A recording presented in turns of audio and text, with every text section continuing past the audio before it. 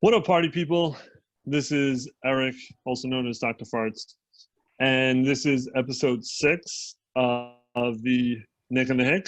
I am, as I said, Eric, the Nick, and joined with me, as always, is...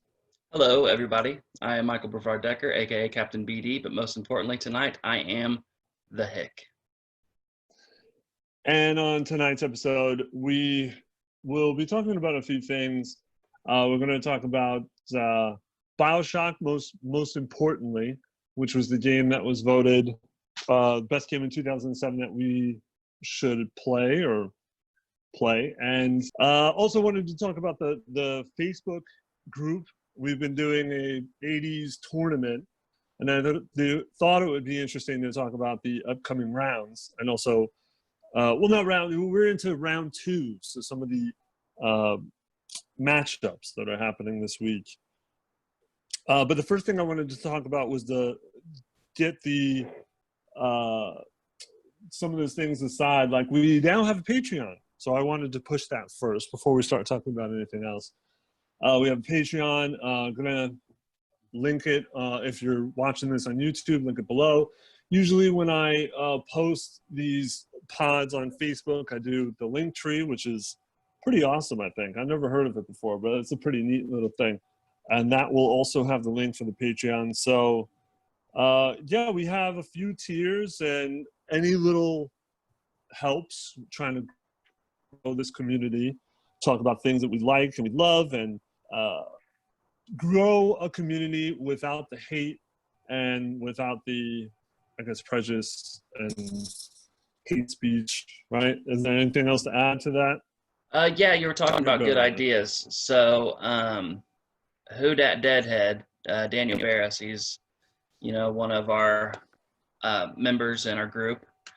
He had mentioned that maybe making some channels within Patreon to put, kind of where things belong with this, with that, so I'm going to be looking into that tonight. So just like that, guys, if you have ideas, let us know, and we will get into trying to see those come to fruition. Yeah, because, I mean, we do this because we love it, but we also do it for you. And always, like I said, always trying to grow that community. And yeah, any ideas, I've always said that, any opinions or ideas are always welcome. Also, don't forget to like, comment, and subscribe. And also the little bell that comes on the YouTube channel, so you can get your notifications. But if you're in the Facebook group, you pretty much know when these pods drop. But also when we do live streams, because a few of us do live streams. Like Dre, I think Dre just recently, during the recording of this episode, Dre was doing a live stream of The Last of Us Part 2. So speaking of which, I did want to segue into what we've been doing or playing, and I know you've been playing Last of Us. So yeah. Actually, so last night was the first time since, I think, Thursday night when I purchased it that I haven't been playing it nonstop. I like it. I think it definitely has, because of what 2020 is, obviously, and that every game that we were supposed to have has been pushed back to where probably the biggest game we were supposed to have was Cyberpunk 2077, and it looks like we won't even get that for the list, at least, for Game of the Year. So with that being said, and all the games getting pushed back, and some of us not even knowing when releases are, I think TLU 2 is a shoo-in right now for Game of the Year. And the number one reason, for one thing, it pushes the limits of graphics and what the system can do because it's coming out so late on the system's life cycle. A lot like what the first TLU did for PS3. A lot like God of War did for the end, God of War 2 did for the end of PS2. You know what I mean? It always seems like the last game, big game, or last couple of games that come out on a system is what the next system is compared to, Yeah. So as far as just mechanically what that game does, that alone, it's wonderful. The reason that I would vote it for TLU right now is love it, hate it, like the characters. hate the characters, don't understand why the characters do this or do that, it does make you feel. It is an emotional ride, no matter what. I Yeah, mean, it yeah, really is.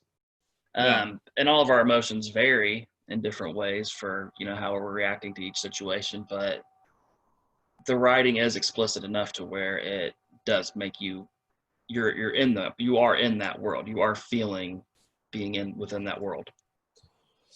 yeah. I agree. I mean, we mentioned this in the group pod that even if we don't agree with plots or characters, we're still talking about it. Mm-hmm. And there is a constant discussion about the plot or how even if again like I don't agree with a lot of it, we're still talking about it, and it's still passionate about it. Mm-hmm. But it's funny you should say that because Dre was, like I said, was just streaming earlier, and I like to watch to see how far he's got into the game.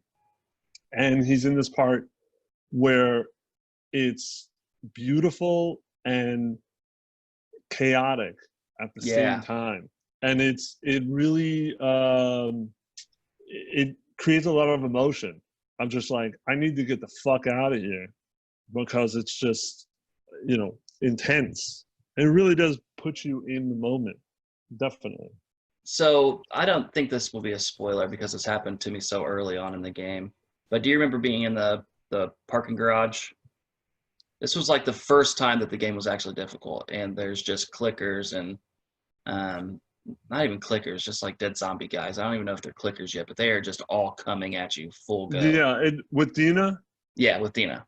Yeah, it sounds familiar. Yeah, and it's gave me a bunch of anxiety just maneuvering around the cars and everything, and then finding good spots to stop, aim, fire. Finding good spots to get behind somebody. Finding good places to get your bearings. Your bearings, but your partner to do something too. Yeah.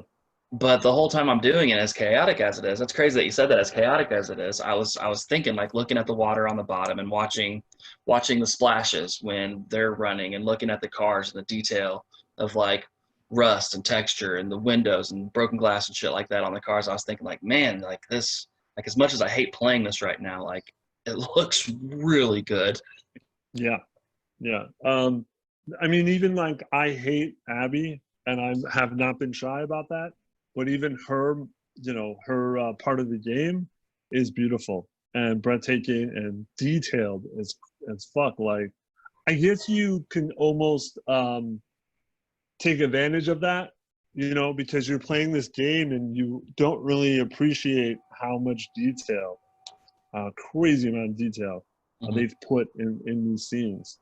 So yeah, I mean, yeah, it's definitely a roller coaster. It's emotional roller coaster. But one thing I didn't mention in the group when we were talking about this, and I don't think I've mentioned this on a pod yet, you ever get the feeling that every time they go into a new room or just an area, they never seem to make sure it's empty? They just go right in. Yep. You ever get that?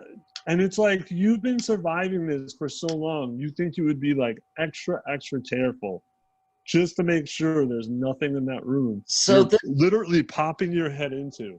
And there's even areas to where, like, you think for this. Okay, so you play Resident Evil and you play survival horror games, right? Yeah. And usually there's rules Yeah. to your surroundings. There's rules as far as if you go somewhere, there's like gates and there's like barbed wire and there's blocks that look like there was a battle that took place, and you just know that to be on your toes that something's going to happen, right? Yeah. And then there's rooms that look like they haven't hardly been touched at all, usually like a school room or like a living room of somebody's house. You know what I mean? Yeah. Like, well, not churches anymore, but back in the day, probably like a church or something like that. And you're like, okay, this is going to be a safe area. This game doesn't follow those rules at all. Because there's some places where I'm like, oh yeah, there's going to be war here in a minute, and absolutely not. There isn't. Every time one of the characters goes into a new area, I was just waiting for a cutscene, because it always seemed like they were always getting into or going to get into some shit. Someone was going to grab them as soon as they came in, or something was going to scare them, because that happened a lot where you walk into a room and then there's a clicker. Do you And, hit it that just deal grabs you. immediately on your controller, like where you Yeah, well, see where after a clickers are while, after every single room? Because I do every single room. yes. It's the first thing I After a do. while, I didn't even take my hand off the controller. You know, I was just like ready for it to happen.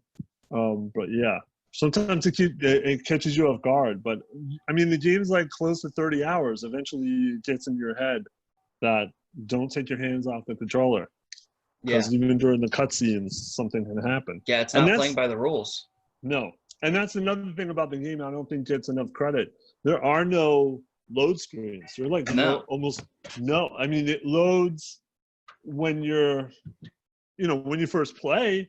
When you load the game for the first time, it loads. But everything after that, there's no load, and I think that's amazing. Yeah, and I think for the next gen, they're going to really get into that even more to where the loading is seamless, or it's just going to be seamless gameplay. And they were trying to do that a ways back before, but I don't know, kind of. Like God of War 3 was doing that to where you just went from cutscene right into gameplay. Right. But yeah, no, I don't like it, but it's an experience. I mean, it is without a doubt an experience. Yeah. I know exactly what you mean. But anything else you've been watching, or you're still playing Destiny? Yeah, I'm still playing Destiny hardcore, man. So you don't play Destiny at all, right? No. It's a lot like Halo, but it's an MMO. Right. So last season they did this thing called Trials, and it was a real big thing that was in the first Destiny, and I wasn't in a part of that at all. And it's just like a PvP multiplayer kind of deal. Mm-hmm. And people were complaining that matchmaking wouldn't be fair because, all the guys that are really good will have to, all the work that they've done will be brought down to people who haven't done any work, So they took away matchmaking. Now, Dre and I played Iron Banner last week, and it is so sweaty now that there's no matchmaking. Like, you can't do anything. Right. Like, him and I were both getting probably, I would say, like, from 20 to 30 kills in Iron Banner. Oh, wow. And now, like, I goose egged once or twice. He did once.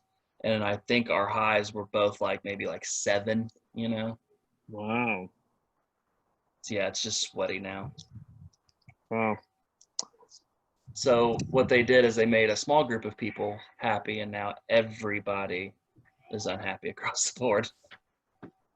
So I've been playing that. I've played some Duke Nukem. I downloaded Overcooked, but my wife and I haven't played it yet.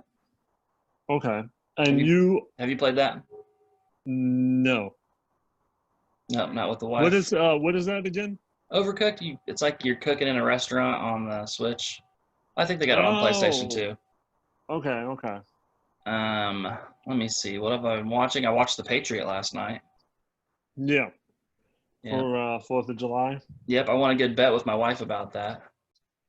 She came downstairs and she was explaining to me this movie that she watched in school that like the teacher would wheel in the TV and the VCR, and she was like, and it was him, and for the very end, and she gets up and she was like, but they'll never have our freedom, but they can't take our freedom. And I was like, it's not this movie.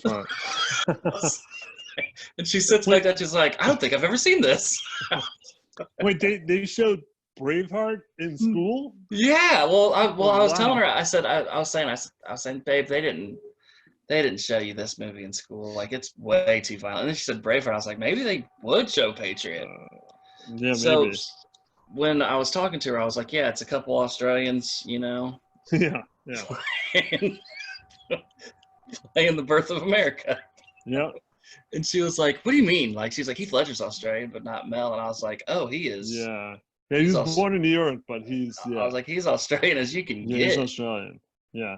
And she made a bet with me, and she went and looked it up, and right off the bat, Wikipedia said the Australian actor who was born in New York. Yeah. So yeah, that got me something. I don't know. That's one of those movies. That's a guilty pleasure for me. Oh yeah. Yeah. Also directed by a German. Yep. Okay. So the Australians make sense because they had just as much problems with the Brits, that we did. So, Oh yeah. Yeah, definitely. Um, shit. What else was I gonna say? I don't but remember. that's all I've watched. I've watched Braveheart. I watched all 4 episodes Patriot. now of Brave. Damn it, Aubrey. Patriot. I watched all 4 episodes of Doom Patrol. Hopefully, there's 5 on now, so I can go watch that. I thought because I had asked Dre, he said that they release one every Thursday. So I thought there might have been 5. Okay. So, shit. Anything else I've watched? I don't think so. Been watching Unsolved Mysteries a little bit. Yeah, we started today, the first episode today. So, yep, nope, that's it for me, man. What about you? Not much. Finished Bioshock. Did that pretty early in the week, I think. I didn't have much left, so it was like I just played it a few times this week and finished it. I haven't been playing anything. I think I'm just taking a break because it's just been like, game after game after game, hardcore, really.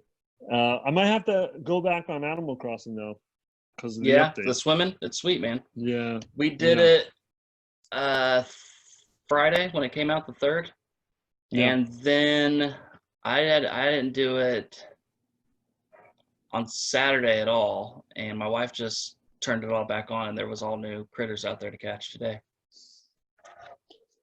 Yeah, I gotta get back on it.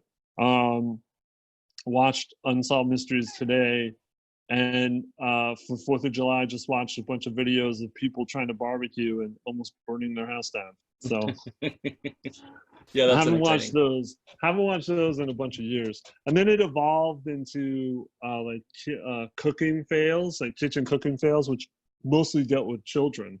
And not that I was looking for that. It just happened to be mostly with children. And that was pretty funny though, just falling, and parents not making sure that they're Safe. secured. Yeah, because it's usually just children sitting on stools with no back support, and then they're just like leaning too far in, and then they just fall off. It's not really much of a kitchen fail, but okay, they just happen to be cooking. But yeah, that's about it. I'm trying to think. Well, we watched something. Oh no, that was last week. Man, this week went by so quick. I forgot. But yeah, so now I wanted to talk about. I mentioned this previously in the beginning. Our Facebook group, our Gamers Network Facebook group. So Dre started doing these best of movies tournament, and he started with the 90s, and of course the winner was The Matrix, which I'm still not happy about, but okay. And now we're doing 80s movies. So second round just started, and there's only been 4 matches, and the first match was Back to the Future versus Ferris Bueller's Day Off, which Back to the Future is spanking Ferris Bueller. But it is a hard decision. It is, but according to these numbers, it's not because Yeah. it's like 33 to like 5. I mean, you can't not vote back. Do you think Back to the Future is going to win the 80s? I mean, maybe. I haven't really thought about it, to be honest, but maybe. I mean, it does have a very good shot at it. By Definitely has a reading good the shot. numbers of that one because of how big Ferris Bueller's Day Off is. Yeah, but I don't think I'll have to look, but I don't know if Ferris Bueller was against. I don't remember what Ferris Bueller was against. Actually, I have the bracket in front of me. It was against Spaceballs. So yeah, Spaceballs has a small following probably in our group. Right. So I mean, Ferris. This is the first time Ferris has gone up against such a big movie. So it would be interesting to see. I mean, I'll talk about this in a second, but it would be interesting to see what Back to the Future, how it does against the next movie. But after, after that, it was, what the hell? I went too far down. Oh, Terminator versus Top Gun. Yeah. And that too, it's 37-30, 40 against like 10. And I don't think that one's fair. Most of these are not fair. Because Why don't I you think when people think of Terminator, they think of Terminator 2, and they think No, of the that's not Liquidator, and they think of who's the horrible actor that was only in that and Robert Patrick? No, I Oh, Eddie love Robert Furlong. Patrick. Yeah. He was also in that Kiss movie. It was pretty good. Detroit Rock City. Yeah. So I really do. I put a lot more stock into the fact that people know the name and they're going with Terminator 2, really. Yeah, but I had this conversation with my wife and I said, I don't think Michael likes Terminator. And she's like, why? And I was like, well, you mentioned it last week. I think I've mentioned it the last like 3 times we've talked about it. Because you're like, but do you really like Terminator? And I'm like, yeah, it's a good movie. And I think you like 2 so much better. I do. I mean, think most people do. It's a better do. movie. Yeah, but it's Top Gun. Top Gun's not that great. It's not. Even though you voted for Top Gun. I loved it. Yeah, I'm probably gonna vote for Top Gun. You did. The next one is the controversy. What's the next one? Oh, are you talking about Bloodsport? Yeah. The Bloodsport versus the Goonies. How'd Bloodsport make it out? I thought that Bloodsport got beat by Breakfast Club. So did I. So when I saw this, I said to my wife, I said exactly the same thing you did. So I went back and I looked, and Bloodsport ended up squeaking by one vote. What, like that day? It must have been. It must have, because the last time I saw it, it was 24-25. Was winning. Yeah, it was winning. And it held that for like 3 days. So it was like 24-25. Yeah, it held up for a while. And then I couldn't believe it got past the first round. But now it's getting spanked by the Goonies. That flying splits kick, man. 27 versus 15. Yeah, it's not going to take the Goonies down. No. I think we're looking at, if it's on the right side of the brackets, you have the bracket up in front of you. I don't. Yeah, but I could see Goonies and Back to the Future. Yeah. Well, yeah, it might be, because Goonies is on the other side of the bracket from Back to the Future. Goonies was 26th seed, whereas Back to the Future was first. It's very odd how Andre does it, because he says that he does it based on what people say. So he'll say, like, name your favorite 80s movie, we'll put it in the tournament. And then as soon as people start commenting, that's when he counts. Okay. But when you do it like that, you can almost tell what's going to go against what. Yeah. So you might get Star Wars Empire versus Star Wars Return of the Jedi. So the first and second seed automatically go into the second round. Okay. But everything else after that, I mean, if let's say you said, you said Bloodsport and I said Raiders, and you said Bloodsport, and then I'm not going to want to say Raiders because I don't want Raiders to go up against Bloodsport. You know what I mean? Like, you can kind of tell. Okay. Because Back to the Future was the first movie that was mentioned. So are you like honeycocking this? Like, do you hold back a little bit before you put your answers in? No, not at all. Because you've learned how the bracket works? I only learned how the bracket works now. Okay. So are you going to? No, I don't. Well, I don't know. I don't know. Maybe. It depends. If it was, I mean, like, if it was that, like you said, Return and Empire, I would have been like, no, but I don't know. The other match, the last match, is Predator versus Raiders of the Lost Ark. Okay, I haven't seen that one yet. So I have to think about that. Yeah, but I don't know if it's going to be.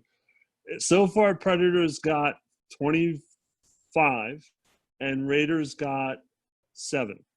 How much do you think of that is involved with the Predator game that just came out? I don't know. And Dutch being in our gaming news and gaming world, and I think more people have watched Predator though, and because of Arnold Schwarzenegger, maybe because of the video games, it's more of a recent watch for people. You had picked Bloodsport. Yeah. So I was going to say, like, to make you feel better, I picked Raiders. So my pick's going to go too. And I was just shocked how one-sided this was. But again, I think it's because people probably watch Predator more often than they watch Raiders for whatever reason. So yeah, that's it so far this week. But I wanted to talk about what's upcoming, what matches are upcoming. So Back to the Future is going to win, obviously. Well, this will be for round 3, but I just wanted to say this real quick. Back to the Future is going to win against Ferris, and Predator is going to win against Raiders. So in the 3rd round, we're going to have Back to the Future versus Predator. Yeah. And what do you think of that? Back to the Future. So, but still, Predator. Close. So far, I think it would be close.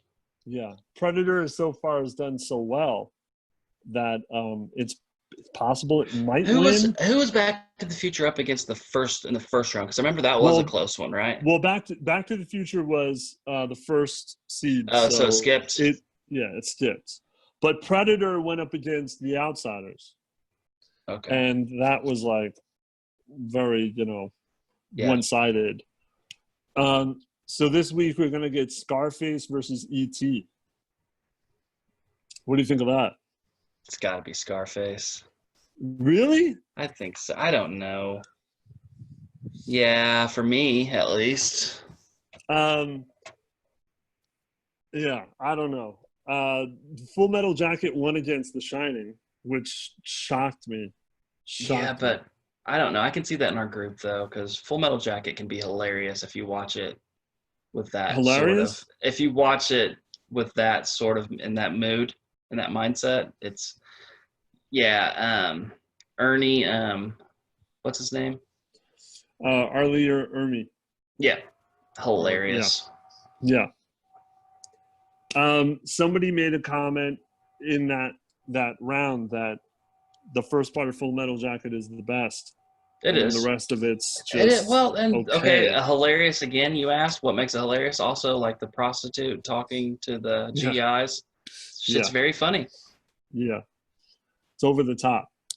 It's over the top and ridiculous. But this week we're gonna get Coming to America versus Full Metal Jacket. Okay. What do you think of that?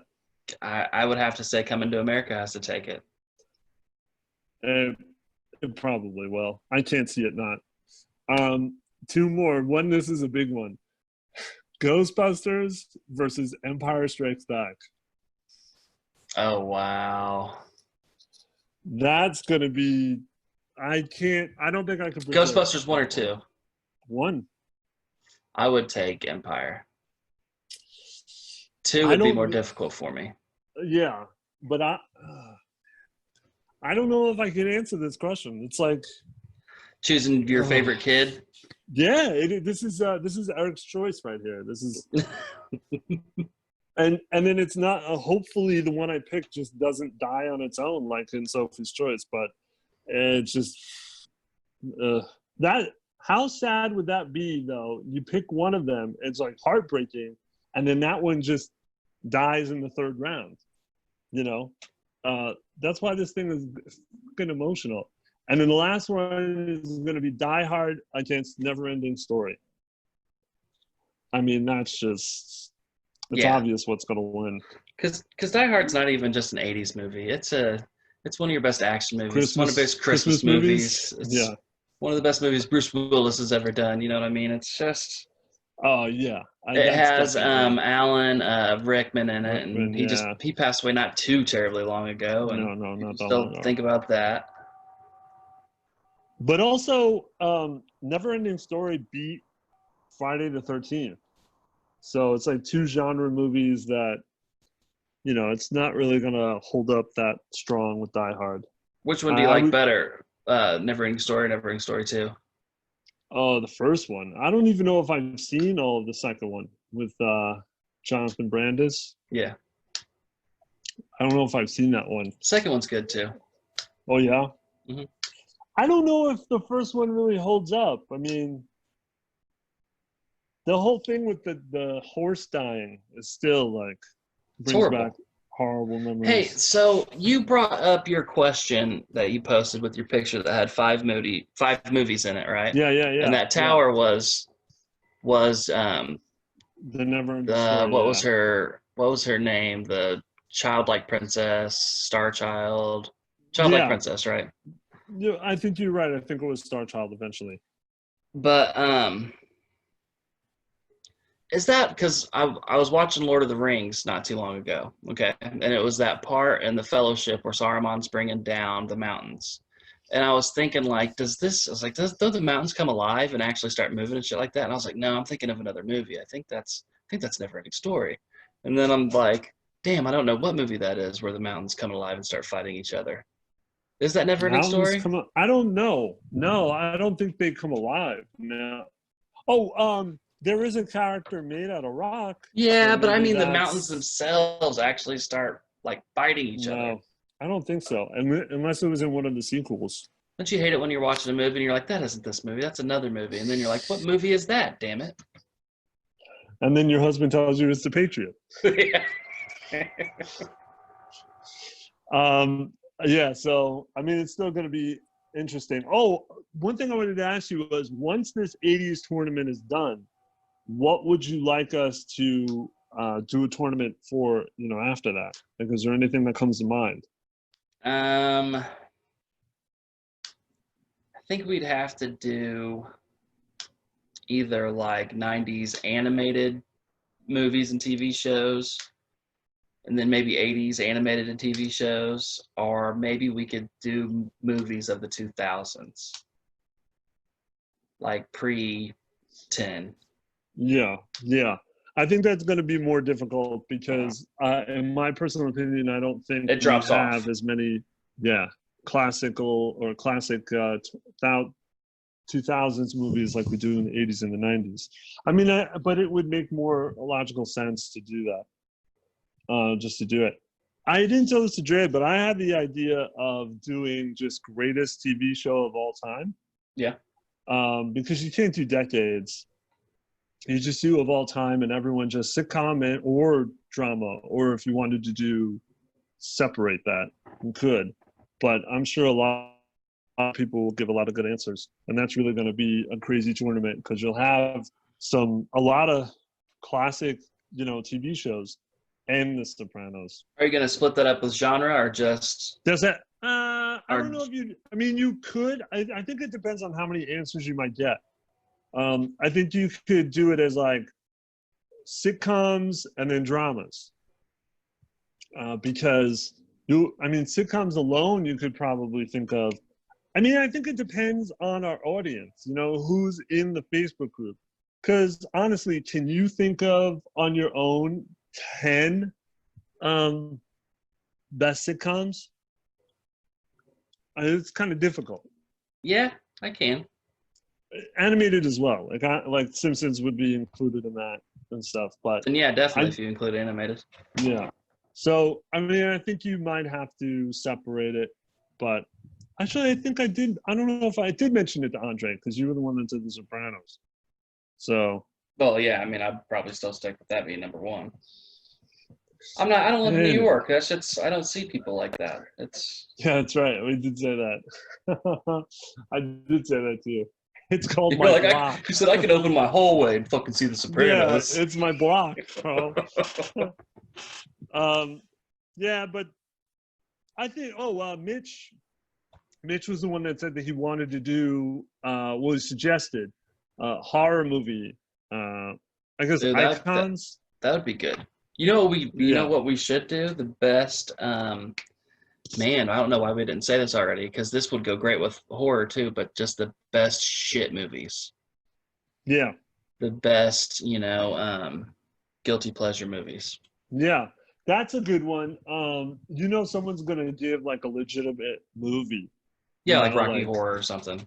yeah, no, but like they'll think that we think is a good movie. Somebody might say it's so shitty, that sort of thing. Oh no, I mean like B movie, best B Yeah, movies. Yeah, no, it's a good Okay, one. so here's one that you said at 89 that I about blew my gasket on your What? on your pod. What? Roadhouse. What, that you like or you don't like? Love it. Dude, that movie's terrible. It Throat was terrible. snatching. It was terrible. It's a great time, man. I fuck guys like you in prison. Yeah. That's like a legitimate line in this movie. I was like, wait, what? And as you were saying it too, I was like, that can't be like a popular opinion. I was like, I bet that's one of the best B-rated movies that there is. It is. No, it is. It is a guilty pleasure, definitely. But people like did. I mean, I don't think it did well. I don't think it did well when it came out. It's a B movie. It's more pop culture than it probably ever had success at the box office. Yeah, but it's popular now because of how cheesy it is. Just he snatches people's throats out. Pain don't hurt. Yeah, that's one of his lines. I love thinking about the PhD bouncer. What are the he was a genius. But what about the he wasn't. He was a calmer or a cooler, yeah. Resolver, or bouncer. Yeah. Bouncer. Did you ever see the second one? No. Oh my god. It is even worse. He brought tires. He brought tires with him to work because he knew that they were going to get slashed out every night. Yeah, but what I don't understand is how did they know it was his car? Is it because it's the only car left in the parking lot? So we just automatically assume it's his car? It's a great movie, man. Oh, it's great to laugh at. It's a great entertaining movie. It would belong in the best shit movies category. Oh, without a doubt. Definitely. One of the bad guys comes in and Dalton sees that he has like a blade on his boot, so he knows he's coming in to just start trouble. And the guy's like, he's like, oh, can I help you? And it's like, oh, we want to get a drink. And he says, we're closed. If you're closed, what are all these people? They're just having a good time. And he's like, well, that's what we want. And then he says to him, you're too stupid to have a good time. What the fuck is that? Because he's smart. What do you mean? But the bad guy. Have a good time too? The old bad guy. Yeah. Mm-hmm. Who was that? Ben Gazzara. Was he also the guy from Swamp Thing, the 80s Swamp Thing? No. Movies? The bad guy, you mean? Yeah. No, he was like, that guy was French. But Ben Gazzara was in one of your favorite movies, Pinky Toe. He was in The Big Lebowski. Okay. He played the porn guy. The porn guy, Jackie. Yeah. And the guy that his right-hand guy, wasn't he in the Mad Max movies? Or no, he was in Weird Science, right? Or something like that. What are you talking about? Roadhouse? Yeah. The guy who fucked guys like Patrick Swayze. I think so. Yeah. I don't know what else he was in. No, he was the last one that got his throat snatched at that lake or that pond. That guy. Yeah. You're thinking of the Australian guy who was in Mad Max and Weird Science. Okay. And he was in Commando, which is another great movie to just like pure entertainment, balls to the wall. Commando's like if you want to watch a movie and point out bloopers and just have a great laughing time, then. But see, like that's a movie that's like your quintessential 80s action movie where, you know, everyone's shooting at him and he never gets shot and he just like kills everybody with one shot.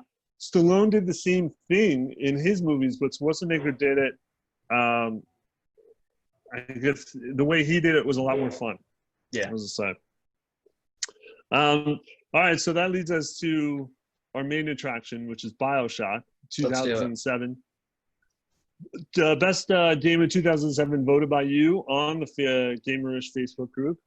So 2007, put out by 2K Games, which are still kind of known for just making the Good games. NBA game.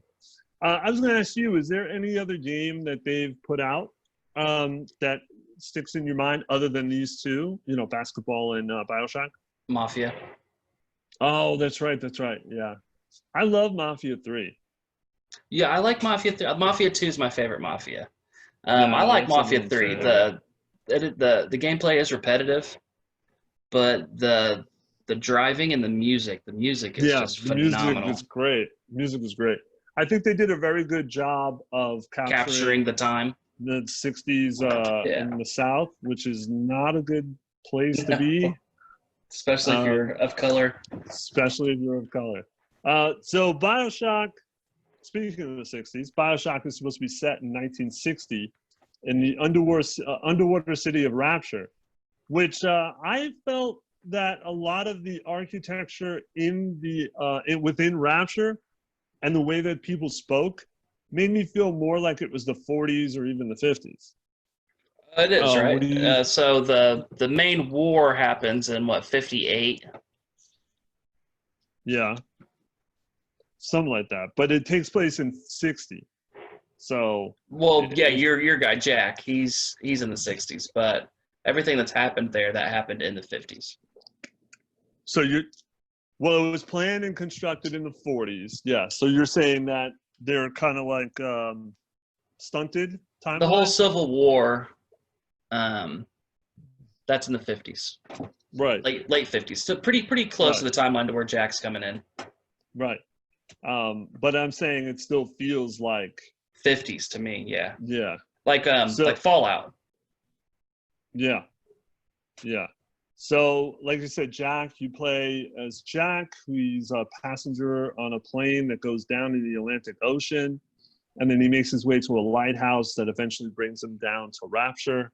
Um, Hey, if you would kindly, could you describe what he was looking at and everything on the plane? in the plane, Yeah, what do you have? He had a he had a note that we don't see, and he had a picture of him and his parents and smoking. and smoking. There's a lot of smoking in this game. Um, yeah. So then it goes down, and then you go into this lighthouse, and you go down to Rapture, and the beginning sequence of going down deeper into the ocean. I mean, in my opinion, it's pretty. It's beautiful. It's pretty. It's when I first played this game, when it first came out, I thought it was striking. It was very because the whole idea of this game is very different. An underwater metropolis, if you will, which kind of seems a little unbelievable because it is, but it's still, it's still pretty. I said this in one of the other pods, like you would think a whale just floating by would just knock down half the city. Yeah. With just doing nothing. So you get down in Rapture. This is a first person. It's not really a shooter. It's a shooter. It's I a mean, first-person shooter. yeah, It's first not person modern shooter. like No. we are now. That's the issues I have with it, is that it's not modern. There's no ADS. There's no aiming down sight. There's not really.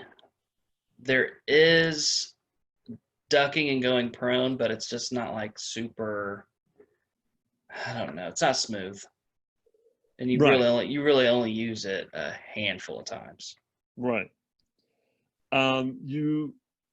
So this Rapture has a lot of history behind it that you only get pieces of when you're picking up the recordings, if you pick up recordings. Mm-hmm. And so again, this was constructed in the 40s by Andrew Ryan. Andrew Ryan is an objectivist, which is I don't know, how would you explain that? You don't believe in religion, and you believe in the individual, and you believe in the arts, and you hate governments. He's kind of like a capitalist, but without the money, and he really definitely believes in like a caste system. Yeah. Where did he came from? Russia. Did he? Yeah, he's a Russian because his name is completely different. than Andrew Ryan. It's like Andre Ryanovich or something like that.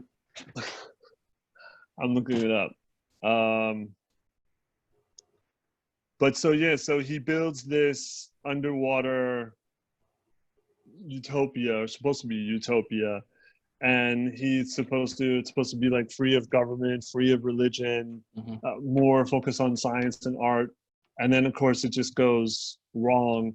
But the thing with him is it's free of everything, but from here on out, once you're here, you are here. You're not going back up anymore. You're not going back, yeah. So it's almost like a cult in a way. But then there's this businessman and basically grifter, Frank Fontaine, who uses his influence over the lower class to plan a coup. And that's what you were saying about the Civil War. And with the help of this Dr. Tenenbaum, they create this thing called Atom. And well, they found it in a fish. Yeah, okay. Created cheap plasma industry by mass producing Atom. So yeah, that makes sense. But she was big into the little girl, the sisters. There you go. So there's these orphan girls nicknamed Little Sisters.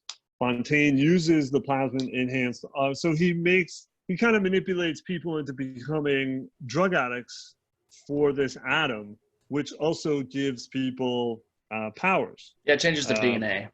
Changes their DNA to be able to shoot out fire, electricity, bees. I like the bees. Telekinesis. Telekinesis, push people away. So he creates an army with this, and then he starts attacking Ryan, who is reportedly killed. But Ryan takes the opportunity to seize his assets, including blah, blah, blah. And then months that follow, a second figure named Atlas rose to speak for the lower class, creating further strife. So that's basically when you're a Jack, you land into this, what was supposed to be a utopia, but now is just like a shell of itself.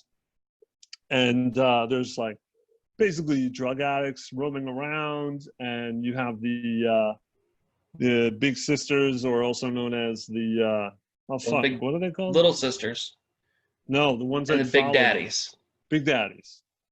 So the big daddies are really like, even though, well, I'm not really going to get into who the antagonist is yet, but even though they're not the antagonist, they really are the one thing that you constantly come up against. How would you describe them? They're like... What, big daddies? Yeah. So big daddies are like splicers, basically, that were just soldiers that he was using, and he put them in suits. But to be put in the suits, you had to completely change yourself. I think there's a moment where you get in the suit, right? At the end, yeah. And you have to put on all the gear. You have to change your voice. You have to do DNA deals to change your voice. And big daddies are meant to protect the little sisters. That's their whole entire purpose. Yeah. Because what the little sisters do is they extract Atom from people, from the drug addicts, basically, from the splicers, yeah.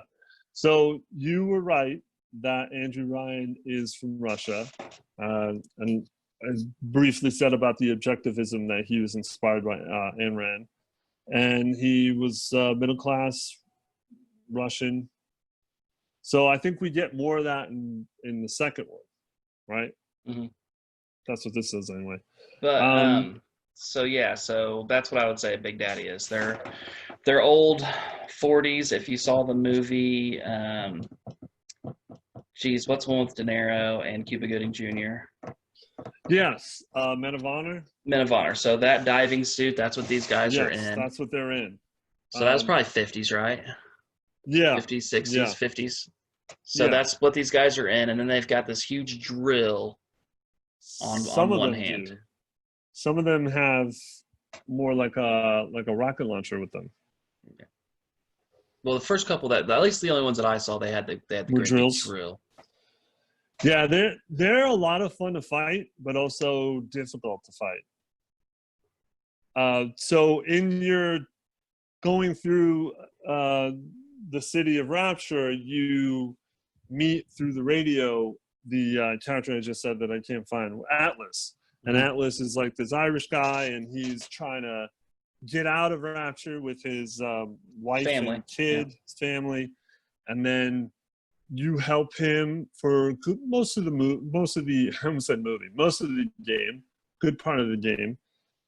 So now I know you didn't finish this, correct? No, I made it. So the last time we spoke, I was trying to find my way through the medical part Okay. and was having extreme difficulty with that. So I did, and I think I met up with one of the first, I don't know what to call them. They're not detractors. They're one of the first big. I think it's Tenenbaum. I think that's the first person you meet, right? I think it's you meet the doctor who's more. I think he's more like a plastic surgeon. Okay, so yeah, so that's the yeah. So that Where he's in the room and he does the number. I met him and he's doing that and he's talking about he can't make these creations correctly and all this and that. So I am that far. Okay. What's interesting about reading this and reading the story is it feels like you're reading a movie or a book, or and it's the story is very well crafted, and especially the environment too. I always think it's kind of fun because there's a lot of windows, and then you can kind of see outside in the sea, and a lot of the times there'll be like starfish hanging on the windows, which I think of like a little detail like that kind of really brings you into the environment, immerses you into the environment. But yeah, I really like sometimes, sorry to interrupt you, but you can look through the sorry. windows and you can look through the clear tubes and you can Yeah. actually see a portion of the game that you're going to be in. And you Yeah. can see like a Big Daddy walking around, or you can see splicers running through. Yeah. So I think that's really neat that it gives you like a see-through foreshadow of what you're going to be doing next. Exactly. Yeah.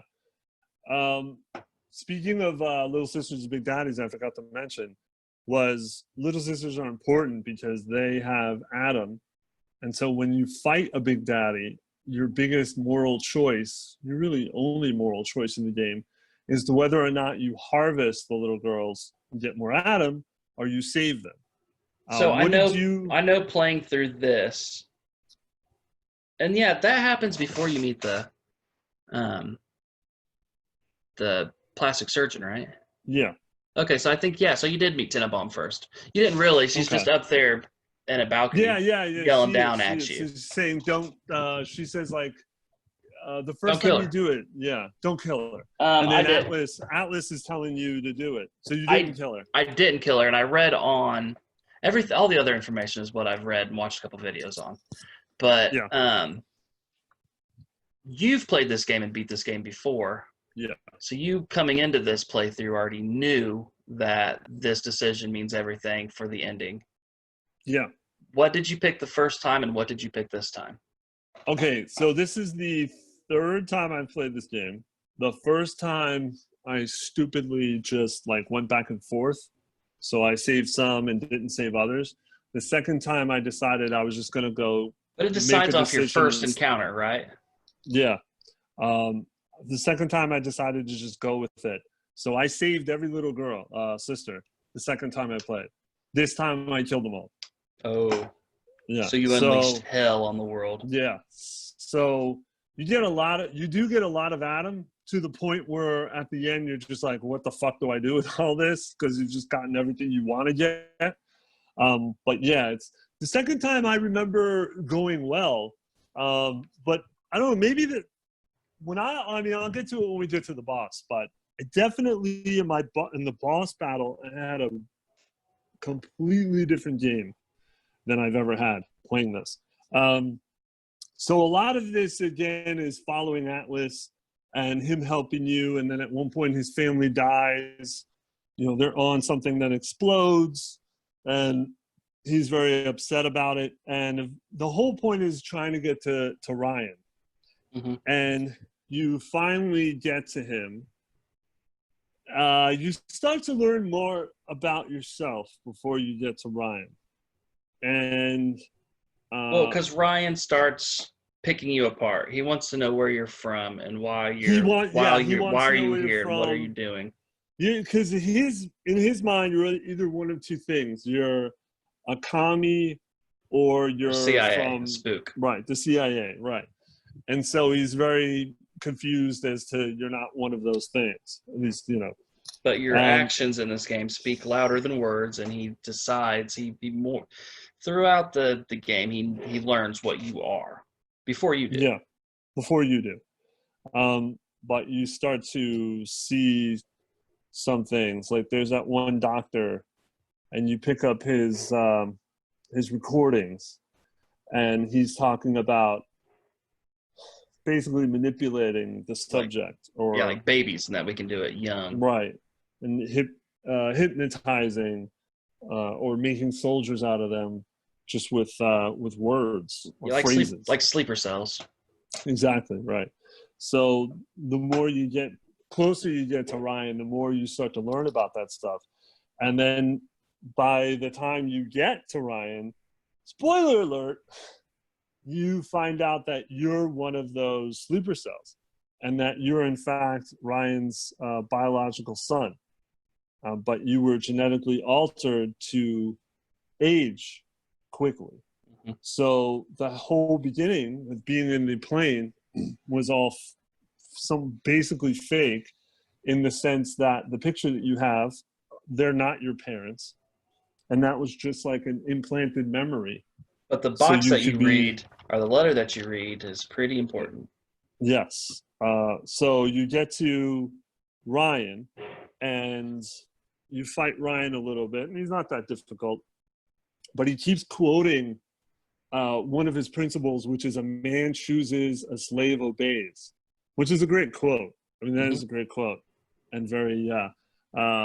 So then you defeat him, and he asks you to, would you kindly kill him with the golf club? And then it's kind of a cutscene, and your character is beating him relentlessly with the golf club. And it is a cutscene because you cannot control your actions, because you're being basically manipulated by Ryan to kill him, because of course Ryan is doing that for So a reason. how many people recently have you seen killed brutally with a golf club?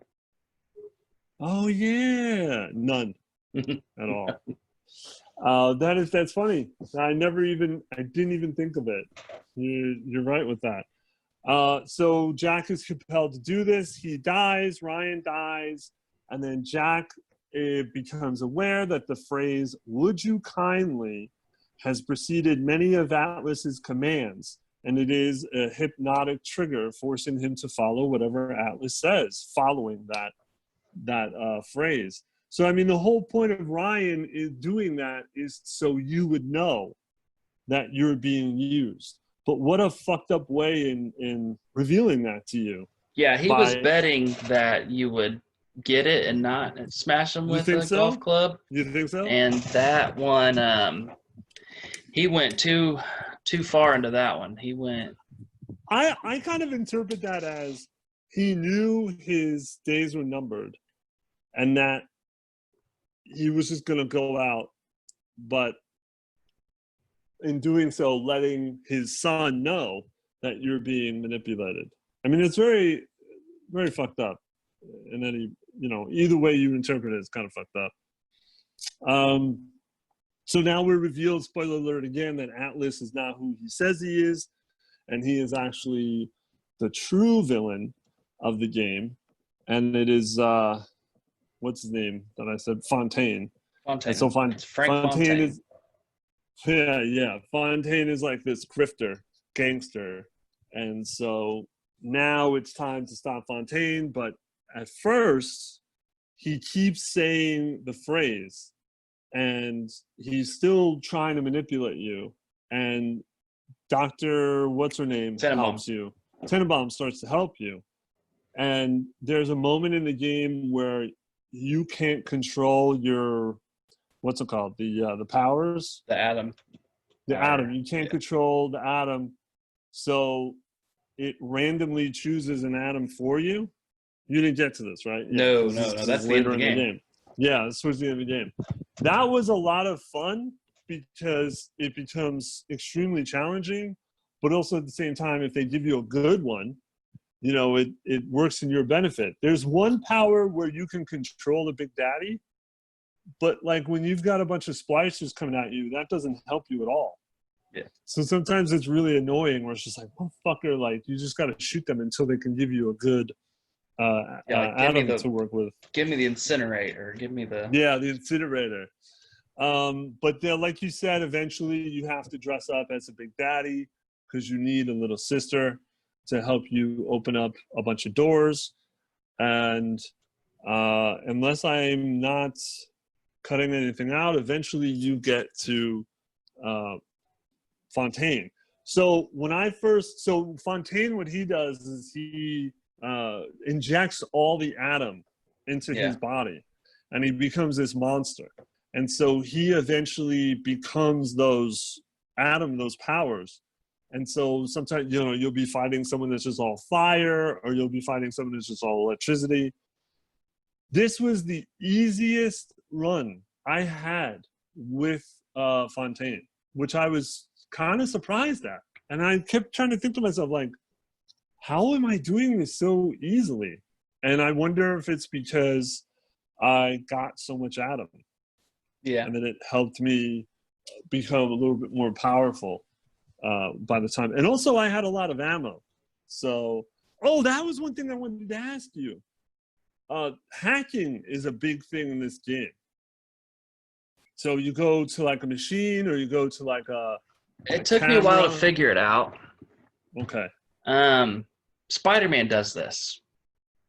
The new one, yeah. The last one. But Spider-Man does it much better.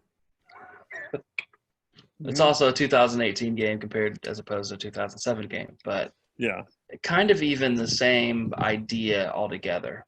You have liquid that's coming out over here on this side of the screen, and then you have an entrance and an exit, and you have to make your tubes get to the next point. A line, yeah. It's timed. Yeah. And what you do is you have to look to see which one that you need. Click on the one that you have next, and then click on that one, and hopefully they switch correctly. And if they don't, you have to do that over again with those two until it switches correctly. If you just go through, so first, I don't know if you do this. First thing I do is I try to unclick as many as I can. Yeah. Possibly to see what they are. Yep. And then I start working piece by piece, looking through, seeing which piece goes where, click on it, click on the other one, and it swaps. You would think that how it's set up, that it would be like Spider-Man and in the cluster, that those just move accordingly, but that's not how it works at all. You click on the one that you don't want, and you click on the one that you do want, and just hope that they switch correctly. Yeah. Some of them are more difficult than others. Some of them, the liquid comes out faster. Yeah. And like you said, you have to unclick a lot of the boxes because sometimes they're dead ends, or they're alarms, or they'll just stop you. And so it becomes very dramatic and full of anxiety trying to get this. Because if you don't do it, it will hurt your health. Yeah, it takes health. And then you'll have to do it again. So the problem I have, I love How many of these game. did you do throughout the game? Oh boy. I love this game, but playing this for the third time started to wear thin. Yeah. And my biggest problem was these puzzles.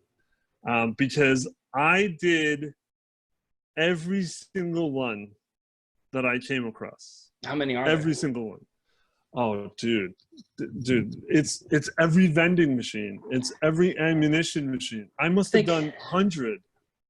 So I made it to where you talk to Tenenbaum, and then after that you go back through the medical area, and then you get to where that doctor is. The doctor that uses Adam in his plastic surgery shits. But I think within that time frame, I did a handful of these. 5, maybe more than 5. Not a lot. I only did it on doors that I had to make it through. Yeah. I didn't do it on every single everything. I didn't even think about doing that. I didn't think about going to the machines or anything. I was just trying to make it through it. Let me just say, when you hack a machine, it gives you lower prices for things like health and ammunition and that sort of thing. But there are also turrets, and there's flying turrets, and there's cameras, and you can hack all that stuff. So, dude, I had to have done close to 100, if not more. I mean, I did every single one I came across, and it drove me fucking insane. And I think a part of it is my OCD, where like I just want to save a little money on that health aid, you know? But I really think that bogs down the game because it takes you out of the gameplay. Plus, Yeah, it has nothing to do with the gameplay. At least in Spider-Man, you're a scientist and you're working on these machines, and you have to do this to make those machines work. Yeah, but when you're dealing with turrets and the flying turrets, they can help you, but it really just is not always worth it. But that really, I mean, I think I said to you at one point that I was getting Bioshock fatigued, and I stopped playing because of The Last of Us. And even when I tried to get back into it, it was difficult to get back into it because also you put on the Big Daddy suit towards the end, and so your vision is kind of cut off and also blurred, and it just became harder and harder to play. I mean, I still like the game, and I'm glad I played it, but you know, there's also, when you're hacking, there's some things that you get that help with your hacking. You know, like the liquid goes slower and that sort of thing. But yeah, I defeated Fontaine pretty quickly, pretty easily. So you heard him. He comes from this machine that's injecting the atom. You heard him, and then when he's hurt, he goes back on the machine, and that's when you're supposed to inject him with the thing that the little sisters carry. Yeah. That no, dude, there was a part where you're pretending to be a big daddy and you have to protect a little sister, and that was difficult because when they die, because they will die, you have to go and get a new one. And for some reason, one of the little sisters froze, and she wouldn't move. And I didn't know what to do because the game wouldn't progress without her going to unlock the door that she needed to unlock. So I was like, dude, what the fuck am I going to do? And then I managed to walk far enough where a splicer came. And so then I went back to the little sister, and I just had her sit there, and I just had the little sister murdered. You know, because it was the only way the game was going to progress. So that was like a really pain in the ass glitch. But other than that, like I said, the boss was great, quick. And then at the end of the game, you kind of mentioned this.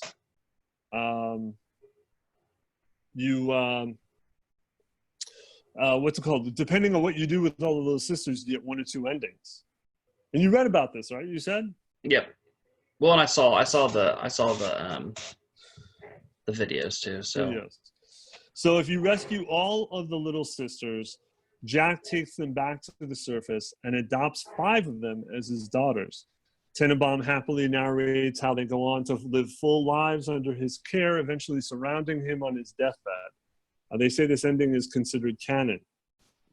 So the other ending, if you do what I did, and you harvest all of them, more than one, I think you would ask that, more than one, he turns on the little sisters to harvest their atom. Tenenbaum sadly narrates that Jack, through his actions, there's a U.S. Navy submarine that comes across the wreckage of the plane from the beginning, finds itself suddenly surrounded by splicers. The spider splicers, yeah. the worst kind. The ones who hang on the ceiling. Yeah. And they attack the crew, take over. Submarine is revealed to be carrying nuclear missiles. And Tenenbaum claims that Jack has now stolen the terrible secrets of the world. More little sisters are harvested, the harsher and more furious Tenenbaum's narrative becomes. So that's what I did. So I doomed the world, I guess. But overall, so go more into what you were saying about how it's just an old game. So 2007, and it's not an old game because our whole purpose of wanting to do 2007, 2011 is that we wanted to do games that are old, but they are still relevant, right? Yeah. And this game is, for sure. Yeah. Um, it was a huge game when it came out. People Yes. loved it. I was playing probably Oblivion. I think that's probably around the time Arkham Asylum was coming out and games like that. Mm-hmm. That year, I know I was playing Uncharted. No, Arkham Asylum came out a little bit later. But I know I was playing Uncharted. I know I was playing God of War 2 for sure that year. And I just didn't make it around. I think Dragon Age 2 was out around then. But I didn't make it around to this game, and everybody else was playing it. So a year, maybe 2 years ago, Xbox One started doing a lot of backwards compatibility, and Bioshock and Bioshock 2 were on that list. So I went to the local mom and pop shop and I bought it, and I just didn't like it. And I don't like it because of its age. So I don't like it because of it's a first person shooter, but the guns aren't done well.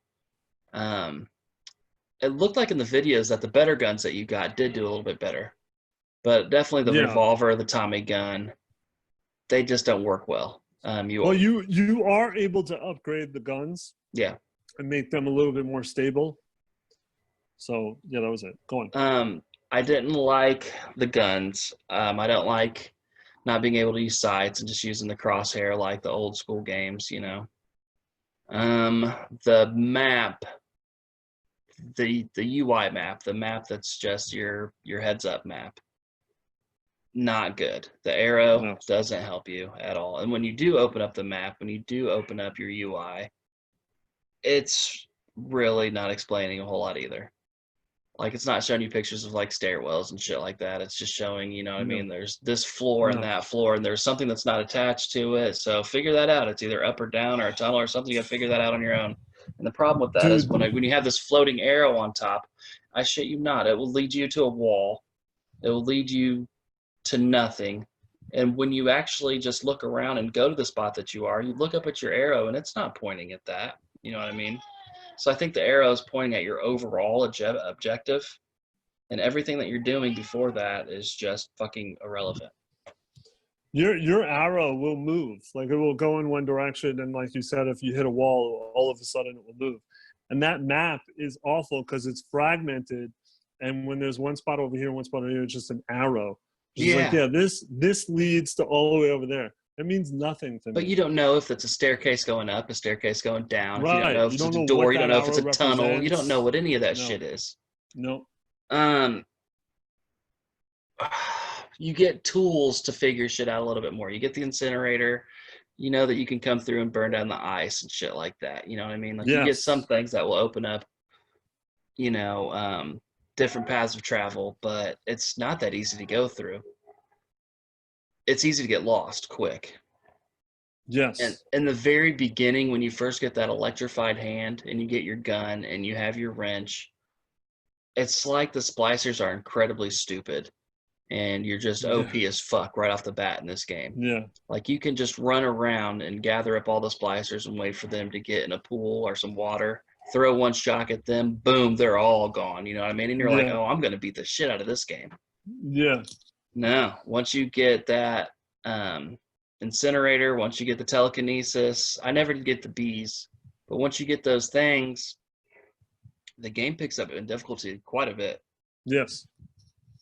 And then all of a sudden you have no ammo. You'd have very little of that atom that you had tons of that before. And what I really hate about when you just have the one atom power, the electricity, it's kind of a bitch. It's like in most games you have, say that you can use a D-pad and you can set, you know what I mean, all right, well, now I'm going to use guns, or now I'm going to use my power, my abilities. But in this game, you have to change your ability, and that is one click to change. And then your next click is to use.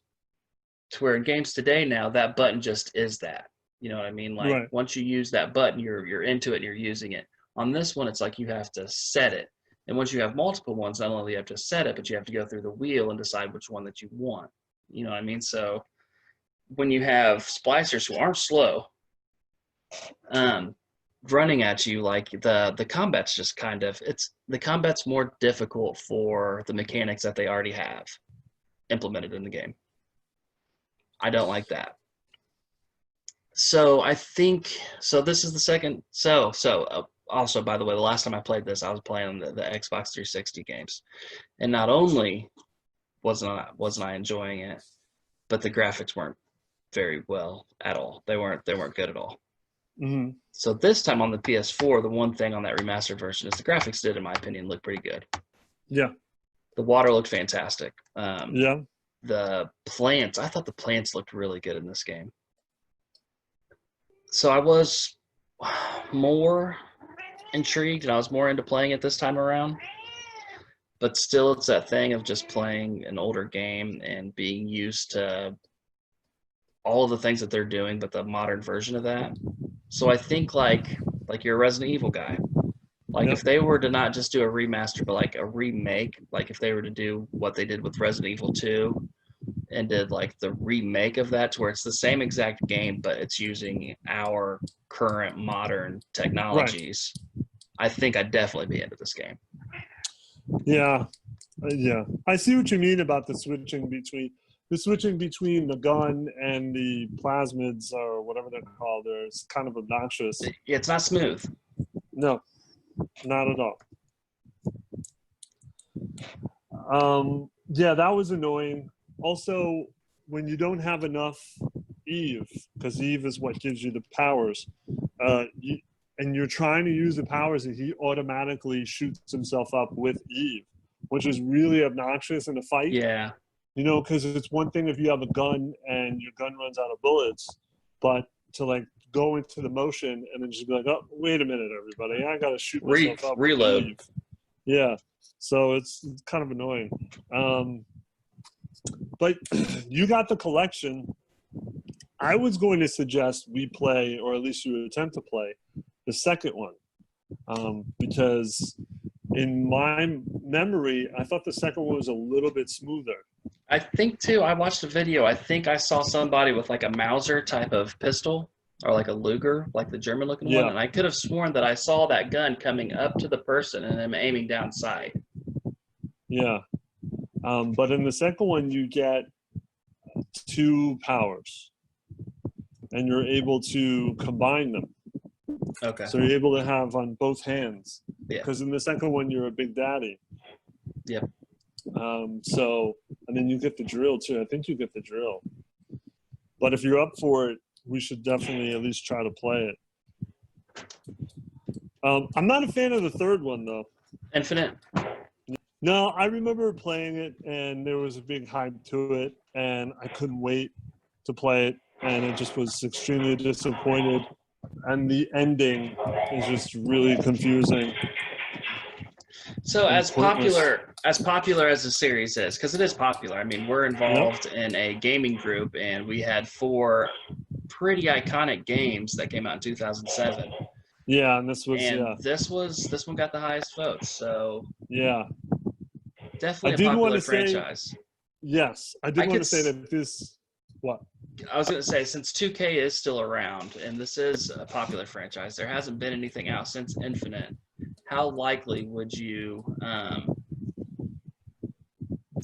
how likely do you believe it is that there will be a remastered collection of these? Or not remastered, remake. Not remaster, remake. Well, seeing as how popular Resident Evil 2 and Resident Evil 3 were, I hope certain companies like 2K will get on board and be like, hey, maybe we can remake these games. Yeah, I would love to see a remake, especially what you were talking about, and change the mechanics a little bit to fit modern times. That would be just change quality of life, and I think I would be totally into these games if that was all that they did.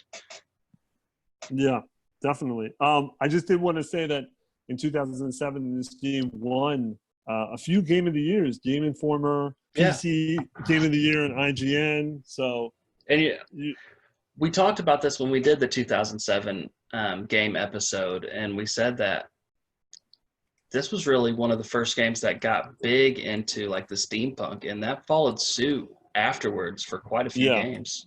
yeah, yeah. I definitely do like the look of the game, like what you're saying with the steampunk. And I mean, I did enjoy it. There were a lot of fun moments, but at the same time, some of the outdated mechanics were starting, and that puzzle. Because I almost want to play 2 just to see how much different it is Yeah, from 1. I've got the collection. We can look into that. If we were to do another one, what year would you want to do? Would you want to go back into 2007 or try a different year? Maybe a different year. We could always go back Yep. to 07. You had said 2011, right? Yeah. Yeah, I definitely want to look into that. What other top of your head? What were some of them? I can't remember. Skyrim and geez, what were the other ones? It was huge. Yeah, Skyrim was one. Ooh, Skyrim. I think an Arkham something. Oh, really? I think so. Let me punch that up. And yeah, so that was our. Yep. Hold on. Arkham City. Arkham City. Yeah, Modern Warfare 3.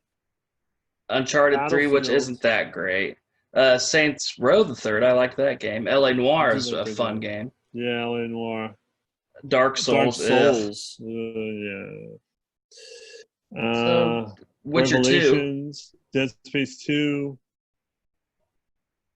Dragon Age 2. Yeah, Dragon Age 2. So really, I guess that's that right there. Skyrim, Arkham City. If we were to do Saints Row the Third, we could do that. Uncharted 3. Arkham City is fantastic. Yes. So I guess we'll probably do another poll sooner than later. So yeah, those are our thoughts about Bioshock. Yeah, you're right. I hope they remake it. That would be a lot of fun. Yeah, if they just the quality of life, man. Yeah. That's it. If you just had one wheel like they do now for abilities that you can do on the fly, like a hot button, a hotkey, like they do in Skyrim, like they do in Elder Scrolls. Just I hit up, I get this now. Boom, boom, boom, boom. You know. So yeah, next week I never said this, but we took a break from doing the Quentin Tarantino movies. I just the way that it's set up, I'm not going to be able to watch Death Proof until next week. Okay. But it almost feels like it's on Netflix now, isn't it? I don't think it is. That's why it's coming on cable, and I have to record it. So that's why. Okay. You should send me a Fire Stick sometime. Yeah, probably next week we'll talk about that. And then I don't know when do you want to put up a poll for 2011? You can do that. We can do that tonight. I can do that tonight. You can do that tonight. Okay. It doesn't matter. All right. What games are we saying for sure? Skyrim, Arkham City. Well, here's the problem with Skyrim. That game is like still getting played. But it's long. So like how far? Well, so is Arkham City, and so is LA Noire. The Witcher's not actually that. Dude, have you ever played the second Witcher? And you have an Xbox 360, so you could totally play that game. Have you played it? Yeah. It is great. It's like a fable for adults. Yeah. That beginning movie with him on the King's Killer. I love The Witcher too. Yeah. Oh yeah. Yeah, with I forget his name. Lathos. The King Killer. The King's Thick. Killer. Yeah. Lapos. I would watch that He's a bad dude. over and over. I would watch it over and over because I loved it so much. And The Witcher 3, did you do the quest where you were working with him again? No, because I killed him in 2. And so when I played 3, I decided to be dead. See, I didn't play 2 yet, so I bullshitted my way through that questionnaire.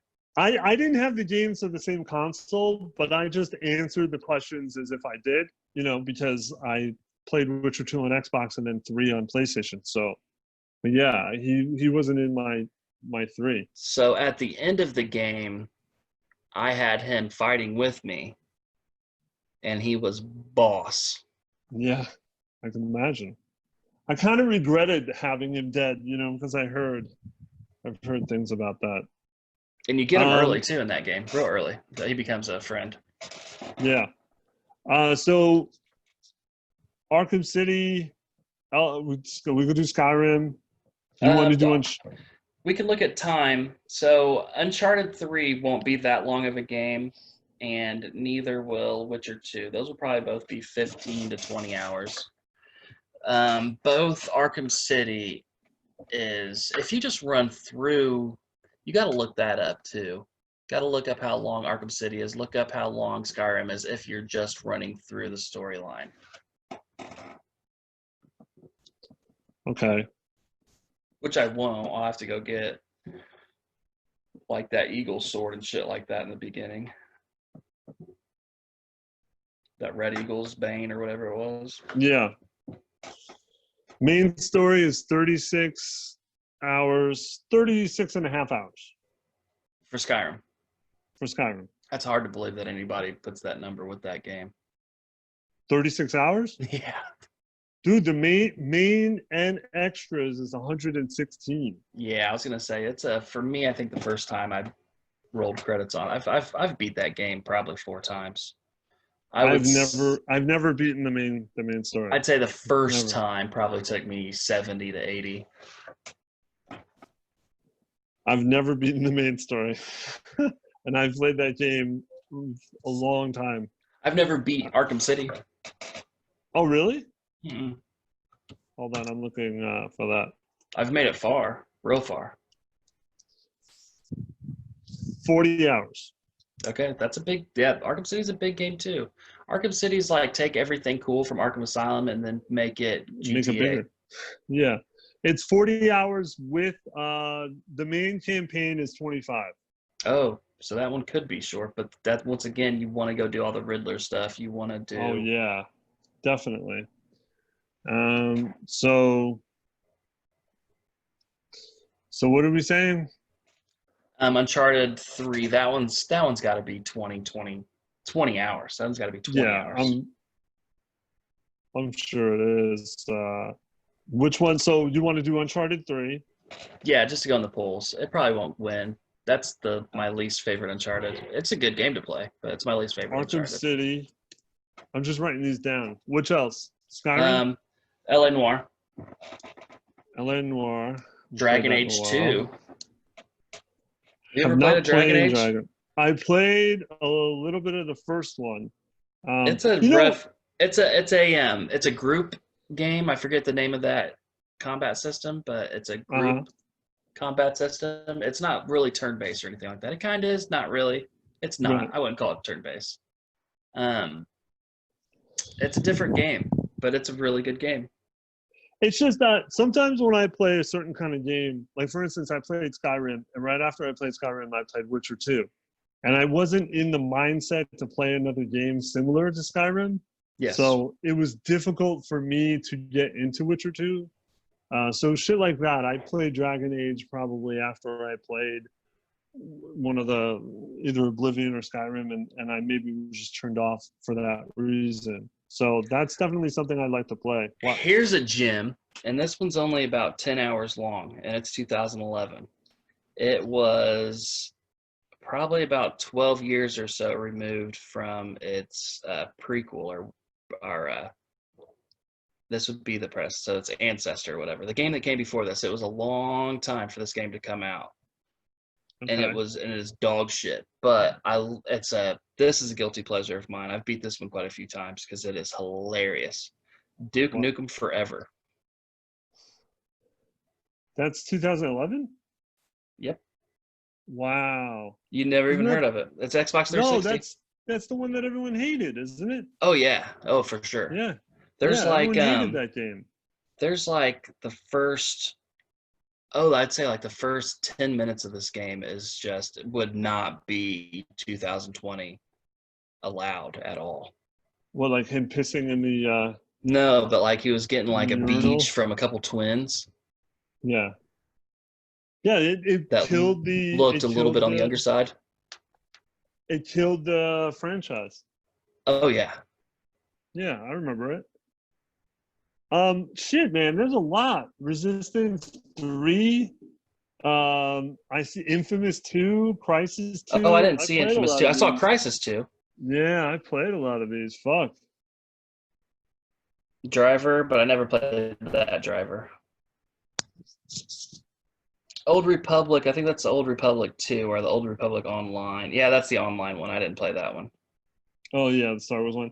Uh, there's Dead That's Space the worst 2. Zelda game that ever came out that year, Skyward Sword. Dead Space 2, one of my favorite games. Yeah. Oh, I see the Driver of San Francisco. I vaguely remember that. All right, so what do you say? Hold on, let me look. Uncharted, Batman Arkham City, Skyrim, Noir, Dragon Age 2. That's 1, 2, 3, 4, 5 games. So do we do another one or Do we fuck throw man. Lego All right. Star Wars in there? I don't know. Wait. All right, I'm gonna make an executive decision. There's gotta be 2 parts to this. Okay. There's too many games. Yeah, it's too many games. I mean, some of these I want to replay just, alone without doing a pod about it. So we have 5, I said, right? 1, 2, 3, 4, Yep. 5. Let's get rid of one of these, do 4, then we could add that in the next one. Okay. Which one would you get rid of?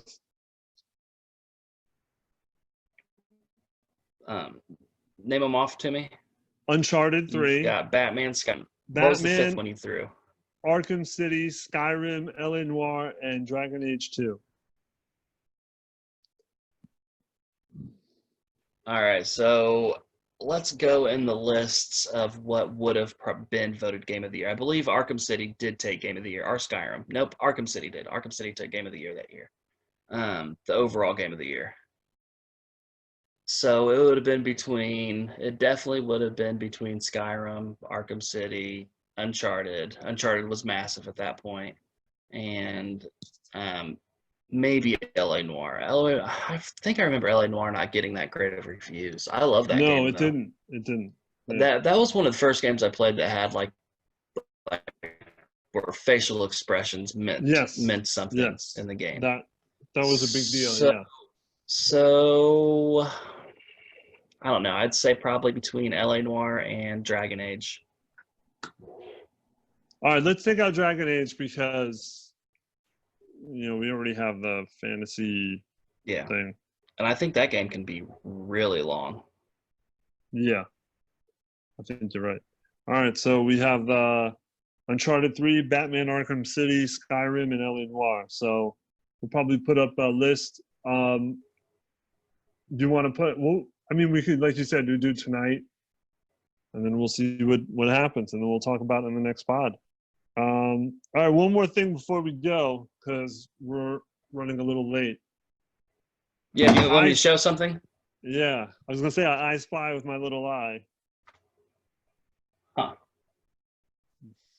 If you guys can see this. Yeah, that's my book. Yeah. Yep, so this is Eric Paulette's book. That's my name. It's meaty. Yeah, it's a little meaty. Well, you know why? It's because the print is really big. I figured why not give old people, Text is large. to read it. Yeah. That's actually a really nice sentiment. Yeah. That's a nice reason. Yeah. No, so I made it the print's very big. That's why. Okay, so let's just say you are just advertising this. Oh boy. You're pitching this idea to you know what I mean, to somebody. All right. What's it all about? All right. Picture it. So this is Champ, Misanthrope of the Year. So it's 3 short. I think my internet's going down or something. I got you slow. How about now? Okay, that's better. So it's Champ, the Misanthrope of the Year. It's about a private detective who has a inability to feel pain. So he was born with the ability to not be able to feel pain, if that makes any sense. So he kind of is just he's a drunk, and a case literally falls into his lap, and so he maneuvers his way through this murder while hanging on to the ability of like caring. He doesn't really seem to care about much other than drinking, and so it's difficult for him to remain emotional, emotionally attached to just about anything he does. So it's 3 short stories that are all connected, and it's kind of compiled into the book. Okay, so is an inability to show pain, is that physically? Yeah, it's a congenital thing. It's a real thing. It's kind of small. Yeah, people Uh, that can't pick up hot things when they're kids because they'll just hurt themselves. yeah, they don't typically they don't feel like you said hot or But cold. What? but like alcohol can do and like what painkillers can do, like not only can they take away physical pain, but they can take away emotional pain as well. So that's the zinger. You got it. Yeah, Okay. pretty much. Yeah. Just floating through life wherever it takes him, and also sometimes the book is littered with cliches, and he seems to be the only person who realizes that certain situations are cliches, so he tends to call that out. So if that makes sense, which I'm sure it does. But yeah, that's my book. Yeah, we should And thank play you. LA Noir and read this. Yeah, thank you for getting it though. Yeah. I appreciate that. Yeah, let me know what you think about it. Could make a pot out of it. Especially if it's 3 stories, then I won't feel as much pressure to put this meat book down. I mean, I'm not one to toot my own horn, but people have said that it was a quick read, and it's not a negative thing. So it moves You know well. what I mean? Yeah. How long did this take? Has this been a work in progress for a long time? It took me, God, how long did it take me? Probably a good part of the year, because I just whittled a lot down, and constantly rereading and rewriting and coming up with better ideas. Also, it's copyrighted, so that took a while to Yeah. wait for it to get copyrighted before I could publish it. That was like close to 9 months just waiting for that alone. It took me about a week just to get it. Oh, really? Well, Yeah. maybe because of everything that's going on. Possibly, yeah. I think at that time, I got it in late May, mid-May to late May. So I think around then, you're right. You did have to have like medical supplies went first. Yeah. Shit like that. Yeah. But okay, yeah. But yeah, we can definitely do that too. For sure. I'm writing currently at the tail end of finishing the second one. So The misanthrope of the second year? yeah. No, actually it's about Champ goes back home. So it's called Return of the PI. Okay. That's like funny. Return of the Jedi. I get it. Thank you. Good. So yeah. So this is because from listening to your pods of the books that you read, this is a big genre for you, isn't it? The private eye. Yeah, the crime mystery kind of thing. Because I you do did like the it. deal with the movie that I wanted to watch until I listened to your pod, the Brooklyn deal with the Hulk. Oh, dude. Which one? The Brooklyn. Motherless Brooklyn? Motherless Brooklyn. Yep. Motherless Brooklyn. Yeah, that's. I wanted to see that movie. I was Yeah. waiting for it to come out to like actually watch it, and then I listened to your pod, and I was like, well, movie sounds like shit. Yeah, well, I wanted to see it too. I mean, what's his name has been trying to make that movie for years. I mean, he'd been trying to make that movie since like I first read the book, and that was like over 10 years ago. So, but didn't you say that it became like Edward Norton's just put your dick all over the book?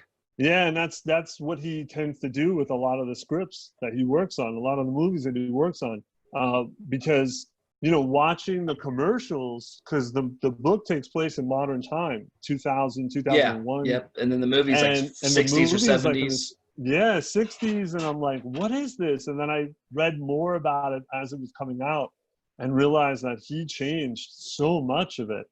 That's a big change right there. It is a big change, and then he adds characters, and he adds a story. And like Alec Baldwin plays some sort of politician that is not in the book at all. So I was just very confused as to what it seems like. He just kept the names of the characters in the title of the book and where it takes place, and that's pretty much it. So then you also did LA Confidential. Yeah, that book was fucking amazing. I loved that book. I mean, I can't believe how much I loved that book. I've never seen the movie, but from what I read, it did cut a lot of the book out, because the book takes place like years. So there's a lot of information and a lot of shit that happens. But yeah, that book was really good. Yeah, I did a lot of, I was like, for one time I read like 3 or 4 books in a row that was just all crime or mystery. Yeah, so like personal investigation. And yeah, Fletch was in there. Did Fletch belong in there? Fletch was in it. Yeah, Fletch was a part of that. It's more like a reporter, but yeah, he's an investigative reporter. Yeah. But that series is weird, because what I read was not the first book of the series, but it's like a prequel. So I decided to read it in that kind of order. That was pretty good, because I'll be honest with you, I was influenced by Fletch, because I love the movie. Yeah, I felt like you knew that I was building up to that. Like, which character of these books that you were reading would you? Oh, definitely Fletch. Okay. Just the sarcasm and. Yes, Champ is extremely sarcastic, and Fletch had a tendency of getting into dangerous situations and then just like dealing with that with sarcasm, and that's kind of what Champ does. But people have that ability of like not being able to deal with the seriousness of the situation, whereas Champ just doesn't care. So that's usually the difference. But yeah, Fletch. I've read the first book, and then I read this prequel. But I really liked that book. I wanted to continue reading that. Okay. Yeah, I'm gonna read this. Thank you. Yeah, let me know what you think. Yeah, you know what? I should put the link in the YouTube video of where to get the book, because it's on Amazon. Yeah, I got it on Amazon. Barnes & Noble. Yeah. Eric Champ. That's all you have to type in. Yeah. Eric with a K. Champ. Yeah. I actually had to do something with Google, I forgot what I did, but if you type in my name in Champ, it should come up because of that. Yeah, so that's episode 6 of the Knick and the Hick. Remember our Patreon, Facebook group, Gamers 537. If you have a game that we should play, or a movie tournament that we should do on the group, just let us know, or just tell us on Facebook. What else is there? Yeah, I'll link everything on the bottom of the video. If you're on Anchor, just go on our Facebook page, go on YouTube, like, subscribe, and comment. And yeah, anything else before we sign off? Yeah, just real quick, I want to go through this because we have another pod, the Gamers Group pod. Yes. Right, and we definitely have listeners that listen to this and that listen to the Gamers pod. Yes. So if you guys listen to the Gamers Group pod, then you know that at the end, Eric comes up with a competition for everybody.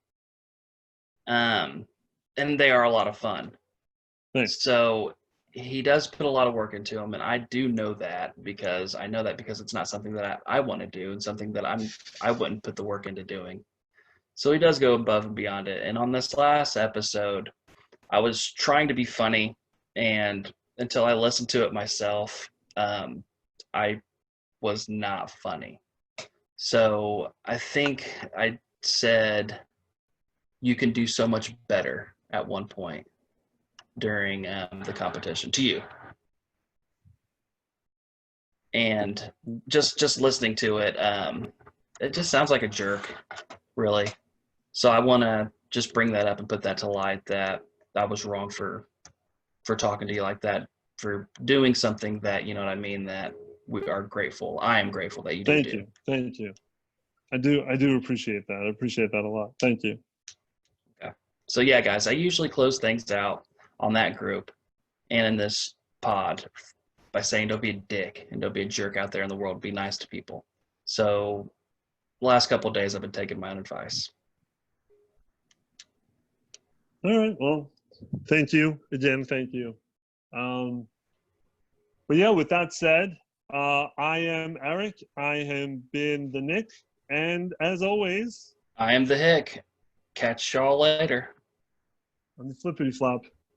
Night. Good night, man. All right.